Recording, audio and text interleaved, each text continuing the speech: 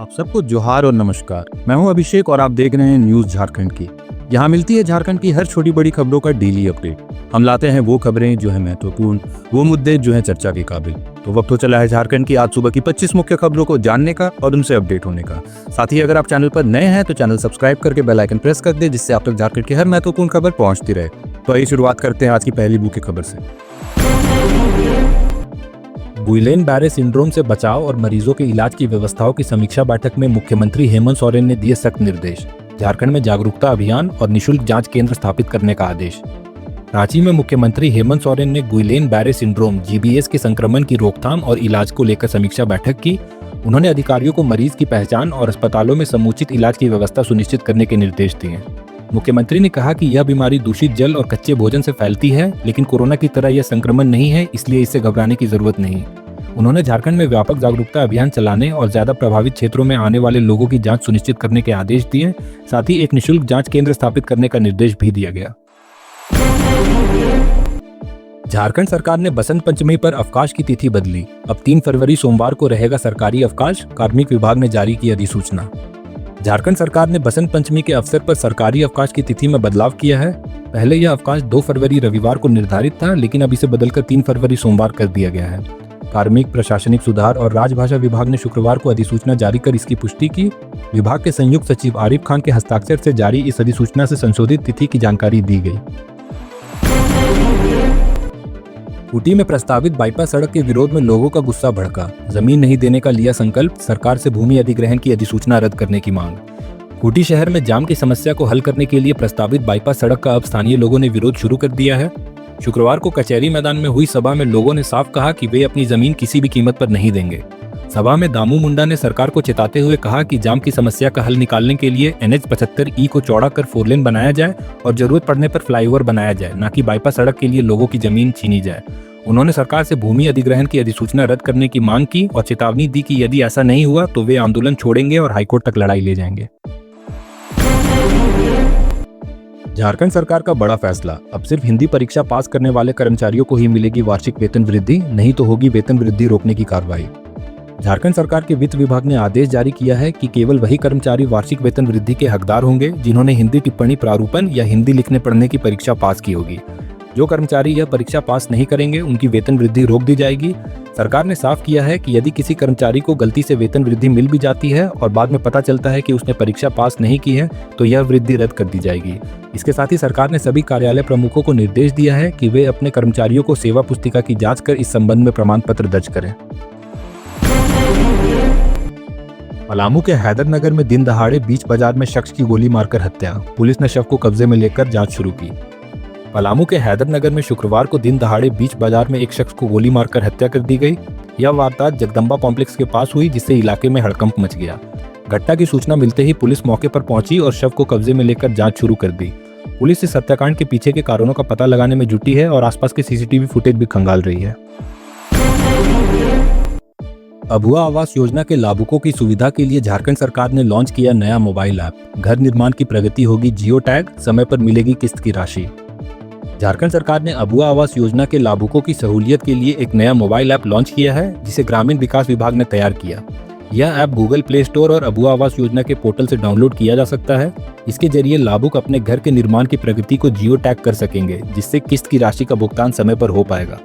पंचायत सेवक geo tag की जानकारी का स्थल पर जाकर सत्यापन करेंगे। इस योजना के तहत लाभुकों को 2 लाख रुपए की वित्तीय सहायता दी जाती है, जिसे वे अपना घर बना सकें। मुख्यमंत्री हेमंत सोरेन से IPS RK मलिक ने की शिष्टाचार मुलाकात। सेवानिवृत्ति पर उत्कृष्ट सेवाओं के लिए सराहा, उज्जवल भविष्य की दी शुभकामनाएं। रांची में मुख्यमंत्री हेमंत सोरेन से कांके रोड स्थित मुख्यमंत्री आवासीय कार्यालय में IPS अधिकारी RK मलिक ने शिष्टाचार मुलाकात की। इस दौरान मुख्यमंत्री ने उनके सेवा काल के दौरान किए गए उत्कृष्ट कार्यों की सराहना की और उनके उज्जवल भविष्य की कामना की। बता दें कि 31 जनवरी को RK मलिक भारतीय पुलिस सेवा IPS से सेवानिवृत्त हो रहे हैं। मुख्यमंत्री ने उनके कार्यकाल को याद करते हुए कानून व्यवस्था को मजबूत बनाने में उनके योगदान की सराहना की और सेवानिवृत्ति के बाद के लिए नए जीवन के लिए शुभकामनाएं दी। धनबाद के कोयला कारोबारी सौरभ सिंघल के ठिकानों पर GST विभाग की बड़ी छापेमारी। अवैध कोयला कारोबार और टैक्स चोरी की जांच में जुटी टीम। धनबाद में GST विभाग ने शुक्रवार को कोयला कारोबारी सौरभ सिंघल के विभिन्न ठिकानों पर बड़ी कार्रवाई की। जमशेदपुर से आई 6 से 7 टीमों ने उनके दहिया स्थित आवास, NH-19 पर स्थित हार्डकॉक भट्ठा और हवेली स्थित घर पर छापेमारी की। प्रत्येक टीम में 4 से 5 अधिकारी शामिल थे जो दस्तावेजों की गहन जांच कर रहे हैं। सूत्रों के मुताबिक यह कार्रवाई अवैध कोयला कारोबार और GST के अनियमितताओं की जांच से जुड़ी है। सौरभ सिंघल पर पहले भी फर्जी GST बिलिंग और टैक्स चोरी के आरोप लग चुके हैं। प्रशासन को संदेह है कि करोड़ों की लेन देन में टैक्स की हेराफेरी हुई है। हालांकि इस छापेमारी को लेकर आधिकारिक पुष्टि अभी नहीं हुई है। रामगढ़ में साइबर ठगों ने सरकारी अधिकारी को बनाया निशाना। फर्जी अरेस्ट वारंट दिखाकर 8 लाख की ठगी, पुलिस ने मामला दर्ज कर जांच शुरू की। साइबर अपराधियों ने रामगढ़ के सरकारी अधिकारी सुरेंद्र प्रसाद से 8 लाख रुपए की ठगी की। 23 जनवरी को उन्हें एक अज्ञात कॉल से धमकी दी गई और फर्जी अरेस्ट वारंट दिखाकर पैसे की मांग की गई। ठगों ने 28 जनवरी को फेडरल बैंक के खाते में पैसे ट्रांसफर करने को कहा। ठगी का पता चलने पर सुरेंद्र प्रसाद ने साइबर थाना में शिकायत दर्ज कराई और पुलिस ने मामला दर्ज कर जांच शुरू कर दी है।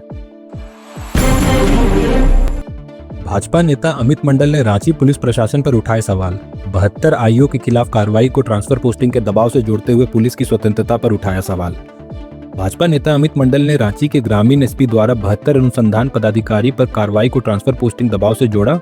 उन्होंने आरोप लगाया कि अधिकारी राजनीतिक सिफारिशों के चलते कांडों का निष्पादन नहीं करते हैं, जिससे अपराध बढ़ते हैं और पीड़ितों को न्याय नहीं मिलता।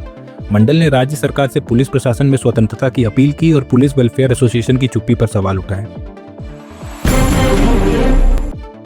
रांची विश्वविद्यालय का 38वां दीक्षांत समारोह 7 मार्च 2025 को। 78 टॉपरों को गोल्ड मेडल, 74% छात्राएं, overall best master degree gold medal से अनुष्का कुमारी सम्मानित। रांची विश्वविद्यालय का 38वां दीक्षांत समारोह 7 मार्च 2025 को आयोजित होगा, जिसमें राज्यपाल सह कुलाधिपति संतोष कुमार गंगवार मुख्य अतिथि होंगे। समारोह में UG PG के 78 टॉपरों को गोल्ड मेडल प्रदान किए जाएंगे, जिनमें 56 छात्राएं शामिल हैं, जो 74% है। इस वर्ष PG मैथ की अनुष्का कुमारी को 92.13% अंक प्राप्त हुए हैं और उन्हें overall best master degree gold medal मिलेगा। इसके अलावा 5 टॉपरों को overall best PG UG degree gold medal दिए जाएंगे। जमशेदपुर में पुलिस ने कुख्यात अपराधी अजय गोप और साथी ऋतिक कुमार को किया गिरफ्तार। हथियार बरामद, आपराधिक घटना को टाला। जमशेदपुर पुलिस ने कुख्यात अपराधी अजय गोप और उसके साथी ऋतिक कुमार को गिरफ्तार कर एक बड़ी आपराधिक घटना को टाल दिया। सोनारी पुलिस को गुप्त सूचना मिली थी कि अजय गोप एक बड़ी घटना की योजना बना रहा है। गिरफ्तारी के दौरान अजय गोप के पास से एक हथियार बरामद हुआ। जांच में पता चला कि अजय गोप पर कई आपराधिक मामले पहले से दर्ज हैं और उसका गिरोह शहर में सक्रिय है। पुलिस अब यह पता लगाने में जुटी है कि उनका आपराधिक नेटवर्क कहां-कहां तक फैला है। नीदरलैंड की HC ब्लूमेंडॉल महिला हॉकी क्लब की टीम ने खूंटी के 6 गांवों का किया दौरा। बच्चों को हॉकी की बारीकियों से किया अवगत। सोमवार को नीदरलैंड की HC ब्लूमेंडॉल महिला हॉकी क्लब की टीम ने खूंटी जिले के 6 विभिन्न गांवों का दौरा किया। इस दौरान ग्रामवासियों ने पारंपरिक स्वागत नृत्य और गायन से उनका स्वागत किया। खिलाड़ियों ने गांव की संस्कृति को नजदीक से देखा और बच्चों को हॉकी की बारीकियों से अवगत कराया। Collectives for integrated livelihood initiative द्वारा आयोजित इस अंतर्राष्ट्रीय हॉकी कार्यक्रम का आयोजन 31 जनवरी से 2 फरवरी 2025 तक खूंटी में किया जा रहा है। इसमें नीदरलैंड के ओलंपियन फ्लोरिस बोवेलैंडर भी शामिल है, जिन्होंने 170 हॉकी स्टिक्स और अन्य गियर डोनेट किए। कोडरमा की मिताली सिन्हा ने BPSC परीक्षा में 60वां स्थान प्राप्त कर जिले का नाम रोशन किया। प्रेरणा बड़ी बहन शालिनी सिन्हा से मिली। कोडरमा के झुमरी तिलैया शहर के CD कॉलोनी निवासी मिताली सिन्हा ने BPSC परीक्षा में 60वां स्थान प्राप्त कर जिले का नाम रोशन किया। मिताली की प्रारंभिक शिक्षा DAV public school Jhumri Telaiya से हुई, जबकि BSc agriculture Birsa agriculture university और MBA agriculture Anand university Gujarat से की। मिताली ने इस सफलता का श्रेय अपने माता पिता और गुरुजनों को दिया और बताया कि उन्होंने अपनी बड़ी बहन शालिनी सिन्हा से प्रेरणा लेकर परीक्षा की तैयारी की। शालिनी DRM ऑफिस धनबाद में कार्यरत है। भाजपा प्रदेश अध्यक्ष बाबूलाल मरांडी ने मुख्यमंत्री हेमंत सोरेन को पत्र भेजकर आदिवासी समाज के पूजा स्थल और मुकदमे की निष्पक्ष जांच की मांग की। भाजपा प्रदेश अध्यक्ष बाबूलाल मरांडी ने मुख्यमंत्री हेमंत सोरेन को पत्र भेजकर गिरिडीह जिले के मधुबन थाना क्षेत्र में आदिवासी समाज के खिलाफ दर्ज मुकदमे की निष्पक्ष जांच की मांग की है। इस पत्र में मरांडी ने पारसनाथ शिखर क्षेत्र के आदिवासी पूजा स्थल मरांगबुरु जुग जाहिर थान की सुरक्षा की अपील भी की।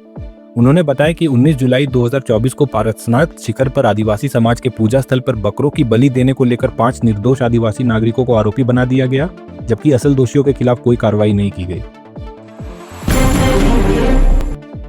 खूंटी में नगर पंचायत योजनाओं की समीक्षा बैठक, वाहन पार्किंग और कचरा प्रबंधन पर महत्वपूर्ण निर्णय। उपायुक्त लोकेश मिश्रा के निर्देश पर SDM दीपेश कुमार की अध्यक्षता में समाहरणालय सभागार में नगर पंचायत द्वारा संचालित योजनाओं की समीक्षा बैठक आयोजित की गई। बैठक में नगर में वाहन पार्किंग हेतु 1.2 एकड़ भूमि की आवश्यकता पर चर्चा हुई और भूमि अधिग्रहण की प्रक्रिया शुरू करने के निर्देश दिए गए। इसके अलावा एसडीएम ने मकान मालिकों को अपने बेसमेंट खाली करने के लिए नोटिस जारी करने के निर्देश दिए हैं। जलापूर्ति की शिकायतों के समाधान हेतु कार्रवाई करने और कचरा प्रबंधन में सुधार के लिए वाहनों की संख्या बढ़ाने पर सहमति बनी। हजारीबाग में मनरेगा मजदूरी के बदले रिश्वत लेते पंचायत सचिव गिरफ्तार, एसीबी की बड़ी कार्रवाई। हजारीबाग जिले में एसीबी ने एक बड़ी कार्रवाई करते हुए इचाक प्रखंड के अलौंजा खुर्द पंचायत के सचिव रामेंद्र कुमार सिन्हा को 6,000 रुपए की रिश्वत लेते रंगे हाथ गिरफ्तार किया। सचिव ने मनरेगा मजदूरी के भुगतान के बदले रिश्वत की मांग की थी, जिस पर लाभार्थी ने शिकायत दर्ज कराई। एसीबी ने कार्रवाई करते हुए सचिव को गिरफ्तार किया और कानूनी प्रक्रिया शुरू कर दी है। लातेहार में जनमन आवास योजना में फर्जी तरीके से मनरेगा राशि निकालने का आरोप, ग्रामीणों ने जांच की मांग की। लातेहार के बरवाडी प्रखंड के ओपाक पंचायत के ग्रामीणों ने जनमन आवास योजना के तहत फर्जी तरीके से मनरेगा राशि निकालने का आरोप लगाया है। उन्होंने आवेदन देकर उपायुक्त से मामले की निष्पक्ष जांच और दोषियों पर कड़ी कार्रवाई की मांग की है। आरोप है कि आवास मित्र संतोष सिंह ने बिना जानकारी के ग्रामीणों की आवास निर्माण राशि निकाल ली। झारखंड के वित्त मंत्री राधाकृष्ण किशोर ने केंद्र से 1.36 लाख करोड़ रुपए के बकाये का भुगतान करने की मांग की। झारखंड के वित्त मंत्री राधाकृष्ण किशोर ने केंद्र सरकार से राज्य का बकाया 1.36 लाख करोड़ रुपए के भुगतान की मांग की है। उन्होंने कहा कि केंद्र बजट 2025 में इस राशि की घोषणा की जानी चाहिए। इस बकाये में वास्ट कोल रॉयल्टी, कॉमन कोल मद और भूमि मुआवजा मद के साथ साथ ब्याज शामिल है। धनबाद में पत्रकारों से बातचीत के दौरान उन्होंने वित्तीय वर्ष 2024-25 के लिए राजस्व संग्रहण की समीक्षा भी की और विभागों को लक्ष्य प्राप्त करने के निर्देश दिए। धनबाद में 71 डिसमिल जमीन को लेकर पूर्व पार्षद निर्मल मुखर्जी और भाजपा नेता संजय झा के बीच विवाद। धनबाद में हीरापुर विवाह भवन के पास 71 डिसमिल जमीन को लेकर विवाद बढ़ गया है। पूर्व पार्षद निर्मल मुखर्जी ने भाजपा नेता संजय झा और उनके 3 साथियों पर मारपीट का आरोप लगाते हुए धनबाद थाने में शिकायत दर्ज कराई है। मुखर्जी का कहना है कि झा सरकारी जमीन पर अवैध कब्जा करने की कोशिश कर रहे थे, जिसकी शिकायत उन्होंने निगम में की थी। इसके बाद निर्माण कार्य रोकने पर झा और उनके साथी निगम कार्यालय में उनकी पिटाई करने पहुंचे। दूसरी ओर संजय झा ने कहा कि यह जमीन उनके मित्र की है और उन्होंने किसी भी तरह की मारपीट से इनकार किया। हालांकि हल्की बहस की बात मानी है। अब पुलिस मामले की जांच कर रही है। बोकारो के चास नगर निगम के सामने ई रिक्शा चालकों का पार्किंग टैक्स वसूली के खिलाफ जोरदार प्रदर्शन। बोकारो के चास नगर निगम के सामने ई रिक्शा चालकों ने पार्किंग टैक्स वसूली के विरोध में प्रदर्शन किया। चालकों का आरोप है कि नगर निगम उन्हें एक ही दिन में कई स्थानों पर टैक्स वसूल रहा है, जिससे उनकी रोजी रोटी पर बुरा असर पड़ रहा है। विरोध करने पर निगम कर्मचारी उन्हें धमकाते हैं। चालकों का कहना है कि दिन भर की मेहनत की कमाई टैक्स में चली जाती है, जिससे परिवार का भरण पोषण मुश्किल हो रहा है। उनकी मांग है कि सिर्फ एक बार टैक्स लिया जाए। अधिकारियों ने हालांकि इस मुद्दे पर कोई स्पष्ट जवाब नहीं दिया है। रांची एसीबी ने पंचायत सचिव को 6,000 घूस लेते गिरफ्तार किया। रांची में एसीबी की टीम ने पंचायत सचिव रामेंद्र कुमार सिन्हा को 6,000 रुपए की रिश्वत लेते रंगे हाथ गिरफ्तार किया। मामला मनरेगा योजना के तहत ग्राम आलोचना कला में टीसीबी निर्माण कार्य से जुड़ा था। आवेदक ओम प्रकाश मेहता के अनुसार सचिव ने शेष राशि के भुगतान के लिए रिश्वत की मांग की थी। सत्यापन के बाद रिश्वत की मांग की पुष्टि हुई, जिसके बाद एसीबी ने कार्रवाई करते हुए सचिव को गिरफ्तार किया। झरिया में जनता श्रमिक संघ के नेता राधेश्याम यादव को अज्ञात अपराधियों ने मारी गोली। झरिया के भूलन बरारी क्षेत्र में गुरुवार रात जनता श्रमिक संघ के बरारी शाखा सचिव राधेश्याम यादव को अज्ञात अपराधियों ने गोली मार दी। यह घटना रात करीब 8 बजे हुई, जब राधेश्याम अपने सहयोगी के साथ बाइक से आउटसोर्सिंग कंपनी के काम की बंदी का जायजा लेकर लौट रहे थे। अपराधियों ने अंधेरे में उन पर हमला किया और गोली उनके दाहिने घुटने के पास लगी। प्रारंभिक जांच में यह पता चला कि हमला कंपनी में काम करने को लेकर विवाद से जुड़ा था, खासकर विस्थापित के विरोध के बाद विवादित आउटसोर्सिंग समर्थकों के साथ। घायल राधेश्याम को अस्पताल में भर्ती कराया गया है और पुलिस मामले की जांच कर रही है। पाकुड़ में पुलिस की बड़ी कार्रवाई, बाइक चोर के 4 आरोपी गिरफ्तार, 5 चोरी की मोटरसाइकिल बरामद, पिछले मामलों में शामिल आरोपियों पर कार्रवाई जारी।